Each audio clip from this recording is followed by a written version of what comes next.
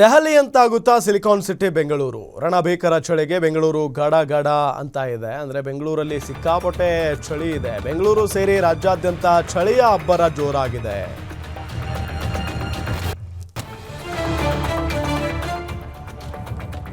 ರಣಭೀಕರ ಚಳಿಗೆ ಬೆಂಗಳೂರು ಮಂದಿ ಏನಪ್ಪಾ ಇದು ಅಂತ ಹೇಳಿ ಮನೆ ಬಿಟ್ಟು ಹೊರಗಡೆ ಬರೋದಕ್ಕೂ ಕೂಡ ಒದ್ದಾಡ್ತಾ ಇದ್ದಾರೆ ಪಾಪ. ತಾಪಮಾನ ಕುಸಿದ ಹಿನ್ನೆಲೆ ಚಳಿ ಹೆಚ್ಚಾಗಿದೆ.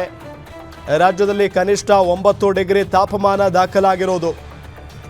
ಇನ್ನು ಒಂದು ವಾರ ಭಾರೀ ಚಳಿ ಮುಂದುವರಿಯಲಿದೆ ಅನ್ನೋ ಮಾಹಿತಿ ಕೂಡ ಲಭ್ಯ ಆಗ್ತಾ ಇದೆ.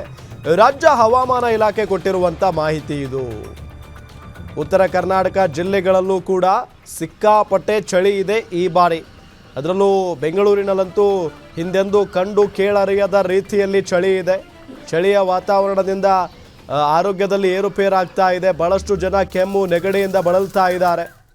ರಾಜ್ಯಾದ್ಯಂತ ಚಳಿಯ ಅಬ್ಬರ ಇರೋದು, ತಾಪಮಾನ ಕುಸಿದ ಹಿನ್ನೆಲೆಯಲ್ಲಿ ಚಳಿ ಹೆಚ್ಚಾಗಿದೆ ಅಂತ ಹೇಳಿ ಹವಾಮಾನ ಇಲಾಖೆ ಮಾಹಿತಿಯನ್ನು ಕೊಟ್ಟಿರೋದು. ರಾಜ್ಯದಲ್ಲಿ ಕನಿಷ್ಠ 9 ಡಿಗ್ರಿ ತಾಪಮಾನ ದಾಖಲಾಗಿದೆ.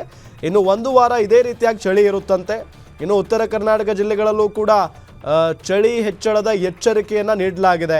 ಹಾಗಾದರೆ ಯಾವ್ಯಾವ ಜಿಲ್ಲೆಯಲ್ಲಿ ಎಷ್ಟೆಷ್ಟು ತಾಪಮಾನ ಇದೆ ಅನ್ನೋದನ್ನು ಗಮನಿಸ್ತಾ ಹೋಗೋದಾದರೆ, ಬೆಂಗಳೂರು ನಗರದಲ್ಲಿ 12.8, ಬೆಂಗಳೂರು ದಕ್ಷಿಣದಲ್ಲಿ 14.2, ಬೆಂಗಳೂರು ಗ್ರಾಮಾಂತರದಲ್ಲಿ 11.8, ಜೊತೆಗೆ ಬಳ್ಳಾರಿಯಲ್ಲಿ 13.4, ಹೀಗೆ ವಿಜಯಪುರ 10, ರಾಯಚೂರು 10, ಧಾರವಾಡದಲ್ಲಿ 9.6, ಬೀದರ್ನಲ್ಲಿ 9.3 ತಾಪಮಾನ ಇದೆ.